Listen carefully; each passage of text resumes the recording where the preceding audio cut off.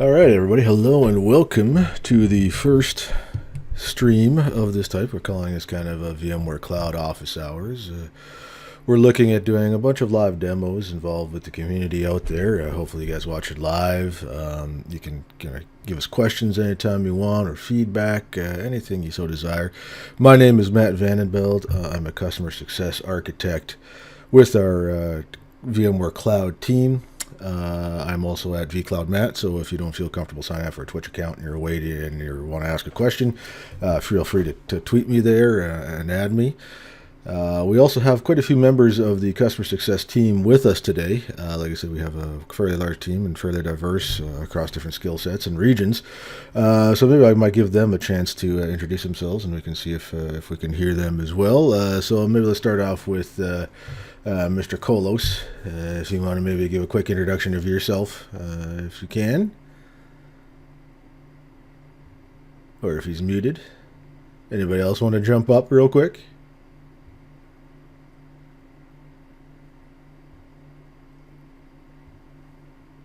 Guess not. First stream fun. Alright, here's Persona. Okay, Persona's jumping in there.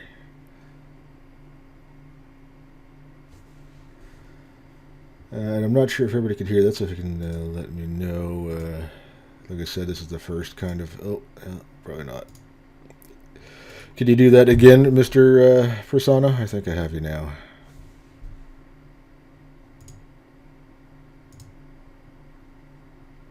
There's not. Anyway, I got Michael Kolos here. Hi. Yeah, This sorry. is Prasanna signing in from Bangalore, India. All right, excellent. We also have Michael Kolos. We also have a couple of our CSEs, which are our cloud engineers, that the guys that you talk to on chat support. Mr. Kolos is piping up. Want to say hi? Yep, just wanted to say hi. Welcome to our first broadcast. So, like I said, we're Can you hear me? Yeah, I can hear you fine. Perfect. So hopefully, like I said, we're going to keep this kind of very informal. We didn't want to make this to be a webinar. If you ever see a PowerPoint on here, it's purely for informational purposes. We are not wanting to do any of that kind of stuff to you.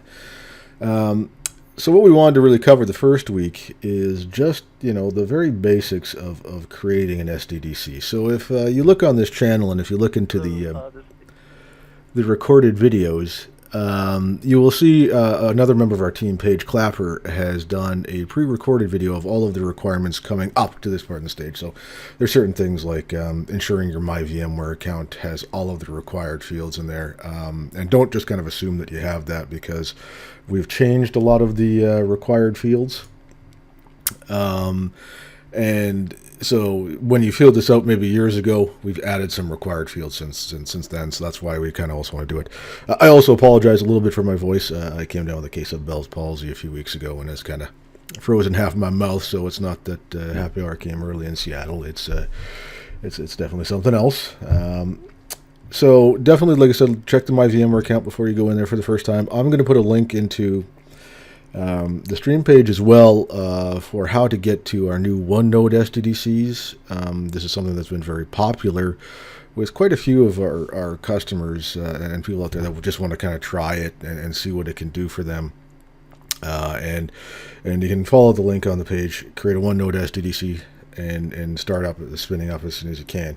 What I'm going to demo a little bit today is a couple of things. So first off, I'll start off with one of the big feedbacks I quite often get is, a lot of people just want to get familiar with the interface. They want to, kick the tires a little bit without the kind of upfront spend. We don't have kind of a free trial version of VMware Cloud like we do some of our other as a service offerings.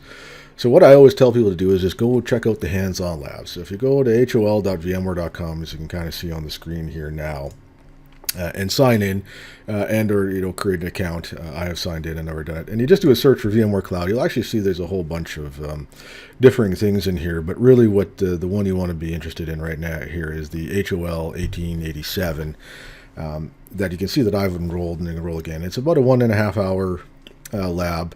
And it really goes through all of the steps of some of the stuff you're going to see today of setting up an SDDC, what the interface looks like, the kind of buttons you have there, what kind of you have access to, just to get a feel for it, right? So if you just want to kind of get a little bit of hands-on without spending any money, this is definitely one of the best ways of doing it. There is a new hands-on lab for the VMware Cloud product coming, probably around VMworld time. It might be slightly after, unfortunately, but there is definitely one coming with some of the new features. So this one is a little bit older, but it'll still definitely give you that feel for what VMware Cloud is like. So going back to our cloud.vmware.com, so this is kind of the default site that I think everybody should really go to find out anything for our cloud offerings. We have all of our solutions listed here. As you can see, there's really quite a few now that we're doing as a service for our customers, which I believe, I think it's a really good thing, and it really demonstrates a change in kind of some of VMware's approach to how we deliver our solutions to our customers. So if we just click on the console page, you'll see it comes up with my login here.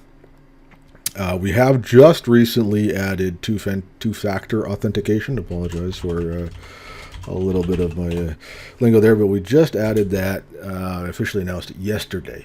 So that's definitely something that everybody can have. I know that was a hold up for quite a few customers, but that is definitely in there now. So you can see that I just logged in through our VMware Workspace account, and you can see all the stuff, and of course I have access to quite a few of our services, but this is kind of the default page you see when you log into the cloud console, we call it.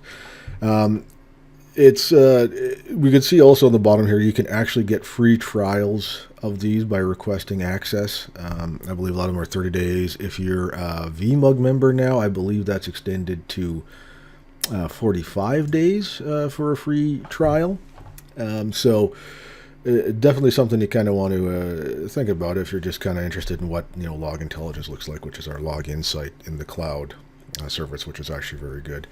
I have access, like I said, to quite a few here, but we're going to focus, for most of the series, for today anyway. For the rest of the series, we're actually going to cover a whole bunch of these, like Hybrid Cloud Extension, or HCX as it's called. We're going to go through some cost insight and some network insight at some point, and some cloud assembly, which is kind of roughly our VRA in the cloud, which will be coming officially more soon. So if you click on VMware Cloud on AWS, this is the standard VMware Cloud on AWS portal. As you can see, we have 3 SDDCs for our use in here. This is our internal cloud for our customer success architecture team. And it's very easy to get in here. Click each SDDC.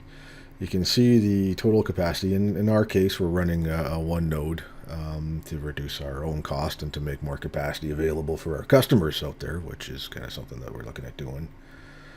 And what we really want to do is, we can look through quite a few screens here. So a lot of this stuff we're going to be going more in depth on in later videos on our stream here.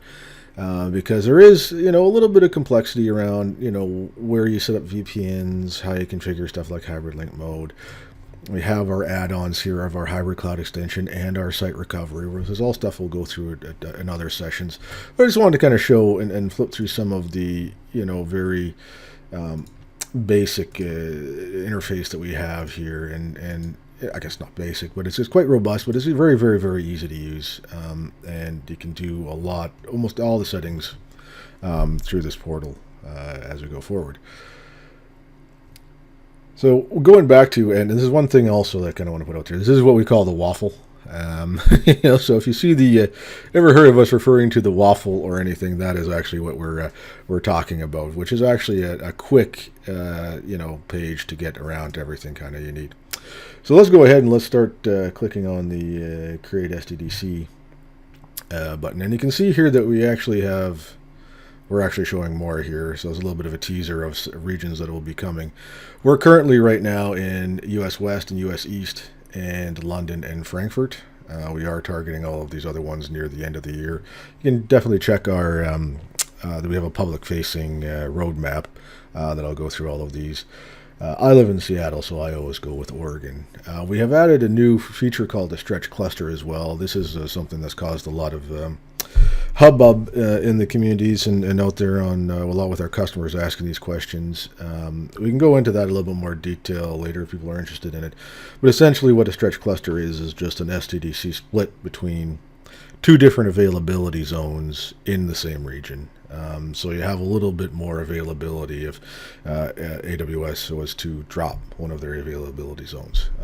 But we'll demo kind of going through that a little bit later if people are interested. So it's very simple. Create a name for your SDDC. We're going to call this test SDDC, and let's call it Matt. And select the number of hosts. The actual numbers that you'll actually see for the public is probably going to be 1 and 4. We are looking at adding roadmaps for 2 and 3 going forward, but we'll create a 4 node SDDC. This is what we call a production SDDC. This is the one that we will fully support, fully update for everybody, patch it going forward, and maintain it. Now you'll see for us, we actually have 2 different clouds here. You won't see this Zero Cloud. Zero Cloud is our internal cloud that we can provision resources to. You'll see this AWS button, which now only shows you what is available to deploy to today. So I'm going to deploy to Zero Cloud just for the sake of the demo. This is where, if you haven't already done it, you will link to an AWS account. And you'll see here you connect to a new AWS account. You sign in, you do a whole bunch of varying things in there, basically to set up a CloudFormation template to deploy our stack. Very easy to do. We walk you through it in the pre-onboarding. But for this sake, because we've already done it, we just click Next. We're then prompted for the VPC in Amazon that we want to connect this to. So there's always a pairing between VMware Cloud SDDC and an AWS VPC. So there's always that connection that goes between the two. And here we can choose a subnet. I'm going to just for the sake of it choose 2A. You can pick any of those in there, particularly where you have kind of resources currently. If you have stuff in AWS, all of the stuff will be available afterwards to communicate. This is kind of a first step to kind of set where the connections for our SDDC ESX hosts will enter into the Amazon VPC, for lack of a better way of explaining that. So essentially, we put a connection in with virtual interfaces into the Amazon VPC, and they will go into this subnet that we just specified. So click Next. Now you're asked for a management subnet. This is actually really, really important. As you can see here, we have reserved 10.0.0.0/15 and 172.31. This is for our internal management stuff, so you cannot select that for your CIDR ranges. It needs to be a minimum of 23 for 27 hosts. We usually recommend a /20. That's usually kind of the basics, and then /16 if you can get there. This is where the CIDR range that all of the management pieces for the VMC SDDC will go. That's your vCenter, your hosts, your NSX manager, all of that stuff will go into this IP range, so don't have it overlapping with anything on-prem or anything planned on-prem. There is no way to change this after as well you create the SDDC. After you create the SDDC, that's it. To change this range, you delete the SDDC and redeploy it. So it's very good to do a lot of forethought around this line, because if for whatever reason you run into a problem 6 months down the road, it's not easy to fix. So the default range is 10.2.0.0/16. I have no real reason to change that, so I'm just going to leave it. So you can leave it blank and click Deploy SDDC. Okay, and just like that, it's going. So the average SDDC that is actually running in on the hardware takes about 2.5 hours, give or take, for it to provision. That's the one time. We can actually show you a little bit. I'm not sure if I want to demo some of it, but we can actually, to add a host after you do the SDDC is about 10 minutes. So if I wanted to take this from a 4 node to a 5 node or a 6 node, it's about 10 minutes a host, give or take, to add it. It takes a little bit longer to remove a host because we have to do a whole bunch of vSAN work on the back end to resync the storage and move it off, evacuate that host storage. So removing a host takes a little bit longer, but adding a host is extremely, extremely quick. So like I said, for the the old cooking show demo where we had one in the oven already, and we took the quicker route so we can demonstrate it. So it's up and running. We can click to view details. We got 4 hosts, a lot of CPU, a lot of memory, a lot of storage, all vSAN storage. Currently, via the network, our vCenter is open to the internet. Well, it has a public IP address. We haven't changed it. It has both a public and a private IP address, depending on how we configure our vCenter. Try to connect that. That's not working. So you can change those settings kind of on the fly. After you see it. So the next step that we would actually do after this is configuring a VPN, but we'll actually do that more probably next week as we kind of get way more into the actual configuration of VPNs, because there's quite a bit of thinking you have to do about where you're going to connect it, how you're going to connect it, or using direct connect and all that kind of stuff. And we'll go through that in further sessions. But for now, like I said, we simply created a SDDC right there. And like I said, if you wanted to add a host, click the button. Right. We've also added a new feature that's going to be coming more into general release, is the adding a cluster. So this is kind of really good for use cases where you want smaller clusters for, say, something like an Oracle database or something like that. You can create a separate cluster for it, all managed within the same SDDC. Under the same vCenter, which is kind of handy, or you can just kind of go and create new SDDCs. There's no real reason why you can. And there's reasons why you would pick one or the other. I don't want to say there's no reason why, but definitely a lot of options and a lot of fluidity here for how you would work your SDDC creations and layouts and all those kind of stuff. And that's all stuff that the customer success team and several other teams around VMware can help you through if you have those kind of questions. So like I said, pretty simple. Add that host. Now again, that's a little faster than it'll probably happen with real hardware. We can actually kind of go through, but like I said, it'll take about a couple hours to do some of the to do an actual SDDC. And if we remove a host, again, same kind of thing. All through our nice portal interface. Really easy to do. Nothing complicated about it. We do have a robust API behind it. It's it's all very easy to do. So you'll see we also have this walk me feature that's what we call it internally, so that if you need kind of help with how to configure things to get access to it, we have the help right here. So I need to configure access to my vCenter. Well, I need to do some of my firewall rules, because we actually have a default deny all for our north-south firewall, or perimeter, or however you want to call it, on our edge device connected for our SDDC, for our management stack and for our compute stack. So I click on network, click to add firewall rule, click add rule, and we'll call it internet access to vCenter.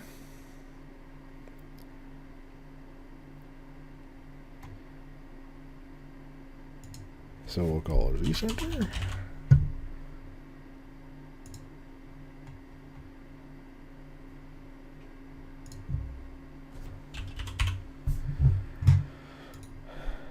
And we're just going to make this real easy for ourselves.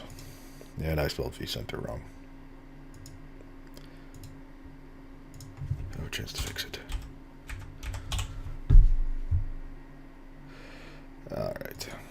So we can't do that. Alright. Firewall rule created. Pretty easy. Walked me through the whole thing. This should usually be cloud admin, but because we're using zero cloud is why I think it's changed. So we can just copy the password to the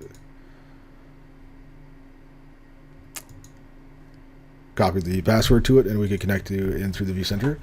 We're just trying to work on that access right now. But that's it. That's about all of the steps needed to get an SDDC up and running. I mean, it's very, very, very quite simple. And it's actually just as simple to delete the SDDC. Thankfully, we ask you a bunch of questions, so you can't just accidentally click the delete SDDC button and things go. You have to go through and say, yes, all workloads will be terminated. Understand that. I'll understand I lose all data. I'll use all UI and API access. All IP addresses will be done. All the direct connect, all that stuff. Right? Delete SDDC, and away it goes. So if you want to see how the vCenter works, this is one of our this is our lab internally, which we can open this vCenter. And we can type in cloud admin at vmc.local. Paste in that password that we copied. Let's don't save for now. We'll be ultra secure. Hit the don't save button. Everybody clicks the don't save button, right? That's what I want to hear out there. Is security guys don't like when you click that button. So we have, again, this is because our Play Lab, of course, VORO is kind of in here doing a whole bunch of different things.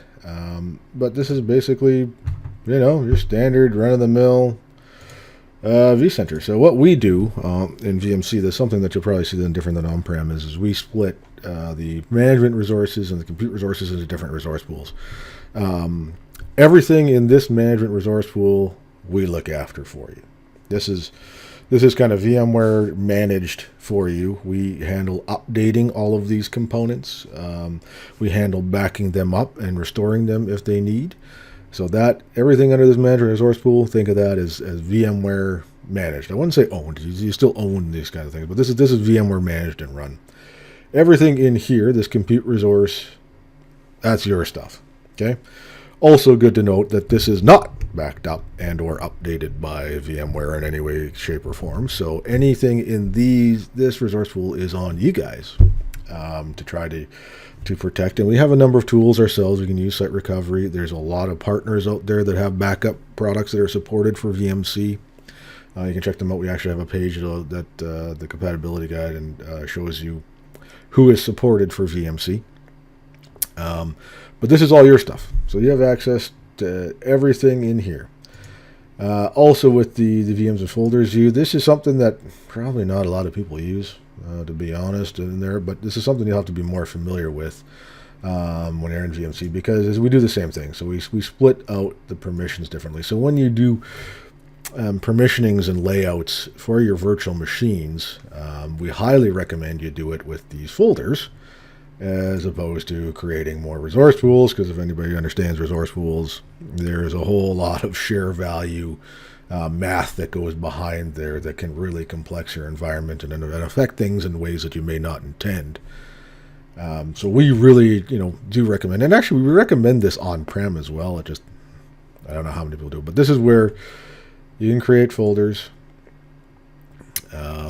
And you can assign permissions here to your administrators,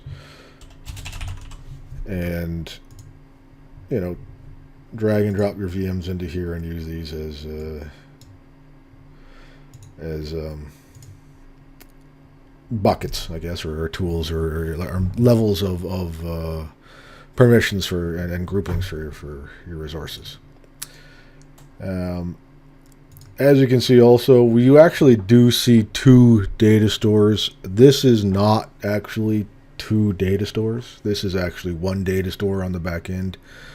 A little bit of a ghost of the client here. This vSAN data store is actually where we put our management workloads. And we put it here, this is a logical abstraction, strictly for permissions, so that you guys, as a customer, can't accidentally delete one of our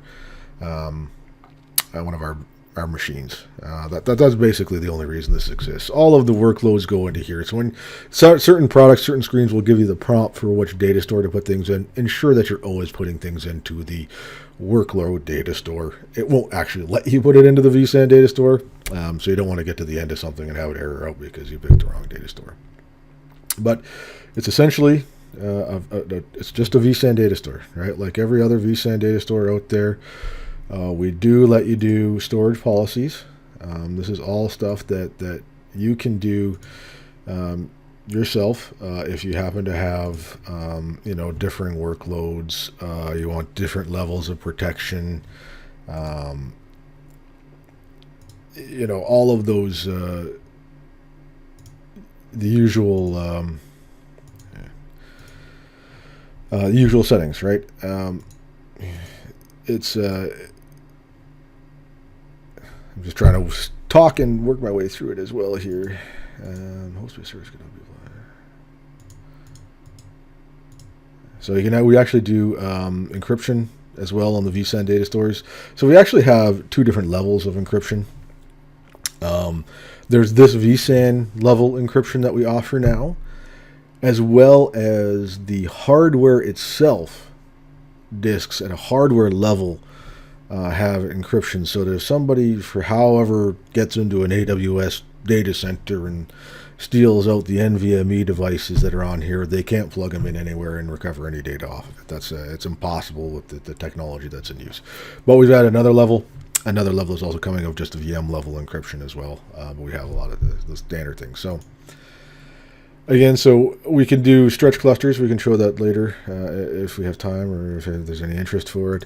And like I said, we've simplified a little bit of this over and above what you see in your own on-prem one. We try to make it as simple for people to understand. So because this is a one node is why I went to RAID 1. In all of our new 4 nodes, we actually have RAID 5 is our default erasure coding RAID level for vSAN, so that we can maximize the amount of capacity we have there. When we go to over and above 6 hosts for our SLA, you need to go to an FTT of 2 when we recommend a RAID 6 erasure coding for that. So it does put up your storage capacity a little bit, but that's so we can ensure that we have as much redundancy as possible. You don't have to do any of this stuff, to be honest.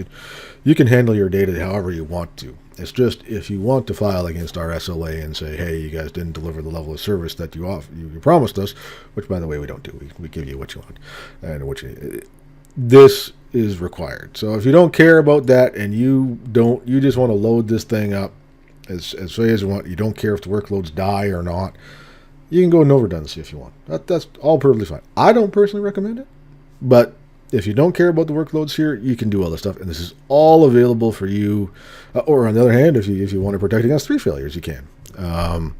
So you can go either way on that. All there, all available for you to manage yourself.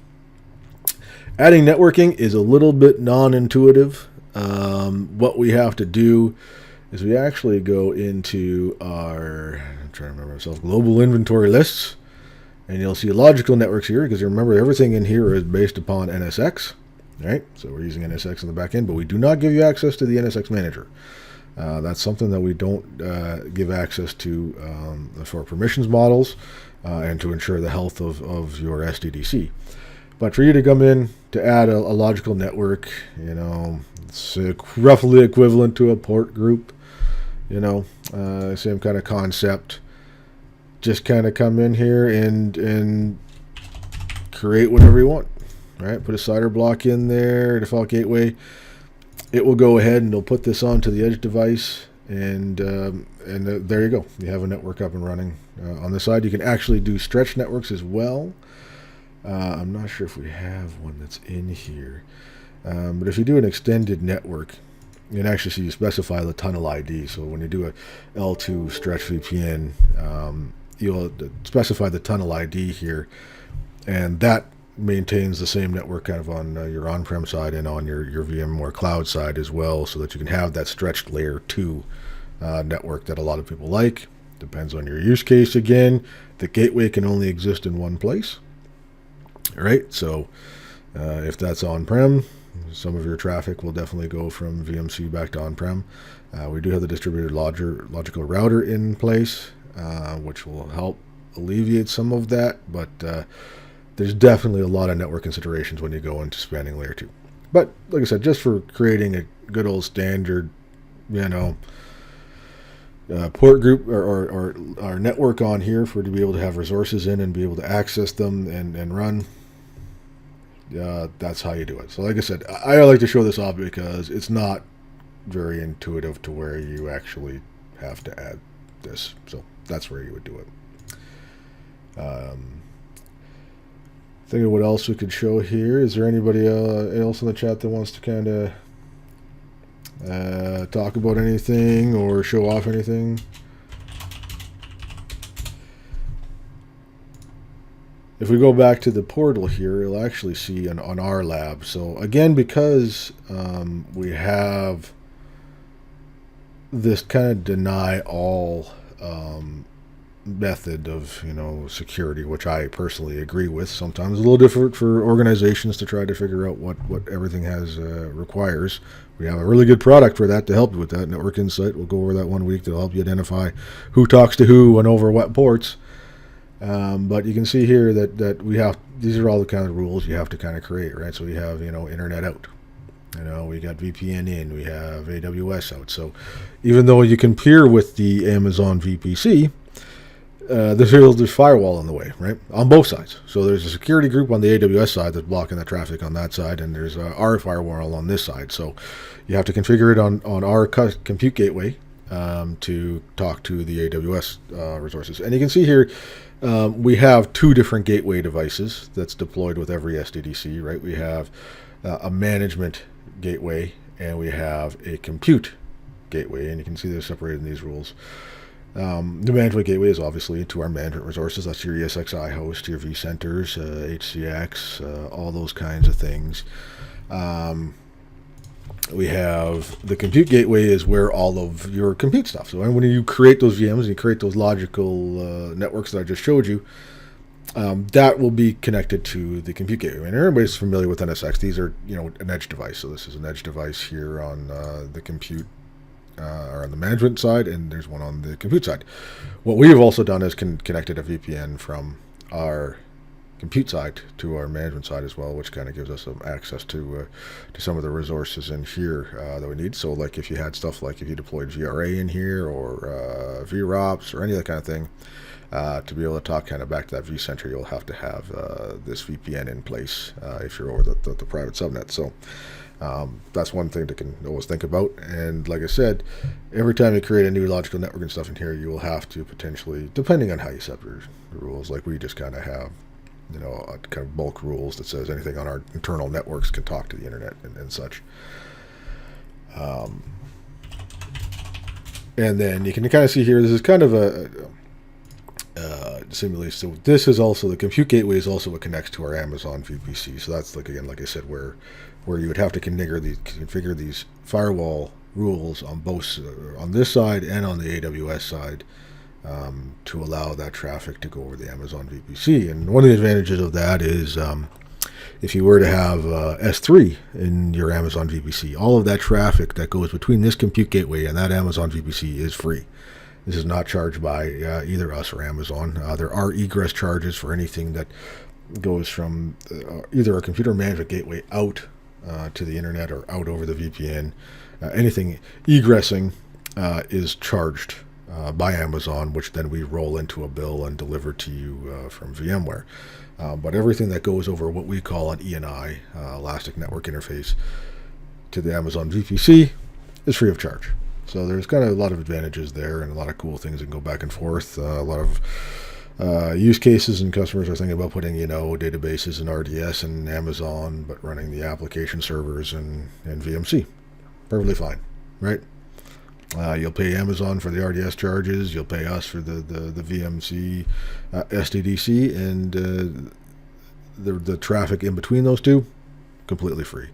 We currently support 4 products, I believe, RDS, EC2, S3, and I'm blanking on the last one. EC2, RDS, S3, Route 53.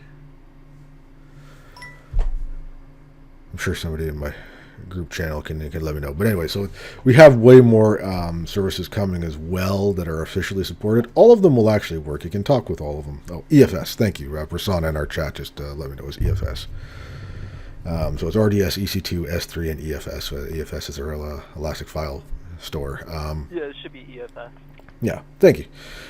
So, and that was just David, one of our top tier support engineers going in there. I should have opened up chat to actually ask that question. That would have been entertaining, actually. And actually something I should really demo here. This is how easy it is to get support here in VMC. You open up the chat button, hit new conversation.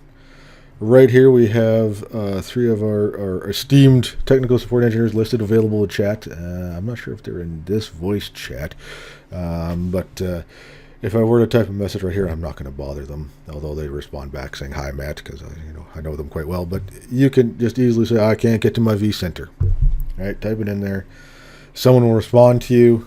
We'll start working on it right away. You don't have to call. You can call in if you want. So all the traditional methods of support are still there. You can call in. You can I believe there's an email for it, but just start up a chat. Someone will respond to you. Starts a process right away. You're up and running. It's probably one of the best features we have, and people really love it. And that could be about anything. I don't want to hammer these guys with too much stuff, but again, you're having troubles with the firewall rule. You're having troubles with storage settings or any kind of things. You can do that. We also, like I said, have a very robust help engine in here that has a lot of topics. Like I walked you through, how do we create a logical network? We have this in here and kind of top of the list because this is something that quite often people have run into them is how to do it. So it's all in here, very, very robust. Let us know if there's any issues or anything in here that you couldn't quite find. And then we also, like I said, had that walk me feature when there's a lot of the getting started, right? So top 10 things I need to know.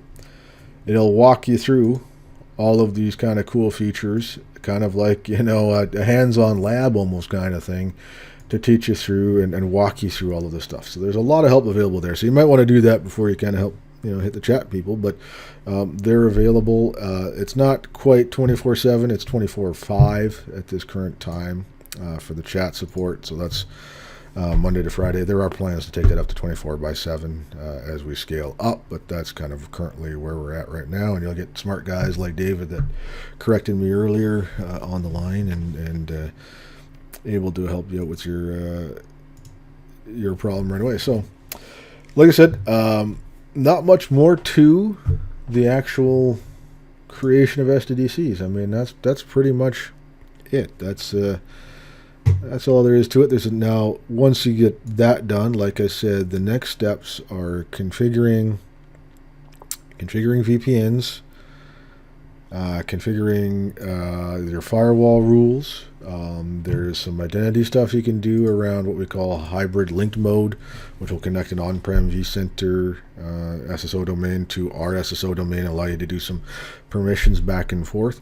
All that stuff we're going to cover in future webinars because I think a lot of them are topics deep enough that we want to kind of go really robustly into it and give a really good demo of how these things are kind of configured and how they should be configured properly and what the features are and what they can do for you and what to do when you have issues and a little bit of troubleshooting kind of stuff as well to kind of go through it. So I believe next week we're going to go over some of the VPN configuration. We're going to probably attach it from a couple different angles. We might have to use a little bit of some recorded content next week just for the direct connect stuff. Because we are connected over a direct connect here for our environment. For connectivity for VPN, you don't need a direct connect at all to do anything with this service. Technically, you don't even need a VPN to do anything with the service. You can do everything via the public IP. Not that we recommend doing this, but it can be done. And other than that, just a standard, it's like VPN. It's really very, very straightforward. Most people right now are connecting over, standard VPN technology, standard IPsec VPN. With some of our future releases, we're going to be adding more VPN options for how to configure and connect to the SDDCs. Same with more direct connect options. So this product is ever evolving. So if you're watching this video kind of recorded, not live like we're doing right now on Twitch, a lot of this stuff probably would have changed. So in a few months, pretty much this network screen we're looking at right now will look significantly different with a bunch of different features and different capabilities. And that's the way the cloud is now, right? So this is the new VMware, as it were. This is not we're releasing a different version of Easter every 1.5 years or 2 years or whatever have you. This is a constant, you can think of it as a CI/CD type thing where, we're constantly updating this. Changes to this portal happen very, very regularly. Every quarter we make an update to what we call the SDDC stack, which is, what you're looking at right here. With the latest and greatest features that we have available. So this is all very, very, very fast moving, very based upon customer demand. If there's certain features and certain things that everybody kind of wants to see, that's all stuff that is. We take that feedback, especially our team, customer success takes that feedback, and we take it back to engineering, and we see if we can make it happen. And we see how fast we can make it happen. That's how we've actually changed, in some cases, which data centers are priorities for us for AWS. We fully intend to be in every AWS data center within, I think, the end of 2020 is something that we've committed to, and probably sooner than that. But, different priorities float up, right? Frankfurt wasn't necessarily top of our list to be next, but we got a lot of feedback from the European community, and we floated up the list. So, again, this is not your dad's VMware, as it were. This is the new, revamped, fast-acting cloud as a service VMware that really wants to make things as easy for you guys to consume, easy as possible to get into the public cloud, the hybrid cloud, and use as a service, but with all the robust products that VMware has to offer. And the beauty of VMware Cloud, and I'm not just saying this because I'm a VMware guy, is if it works as a VM in your on-prem data center, it's going to work as a VM here.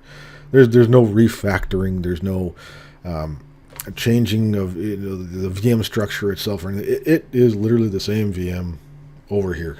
So you can have really strong confidence when your CIO comes to you and says, "Hey man, we need to get everything into the cloud." And you say, "Well, why?" And he goes, "Because that's what we all do now." You can move all that stuff to the cloud in VMC and be sure it'll work, as opposed to some of the other clouds where you'll have to change the VM structure, and there's a good chance that the developer that made that application in 1997 is no longer with the company, and may or not be available for any problems that come up. And I mean, I say that a little bit facetiously, but I've worked with a lot of customers that have a lot of applications and VMs that nobody knows how those things work.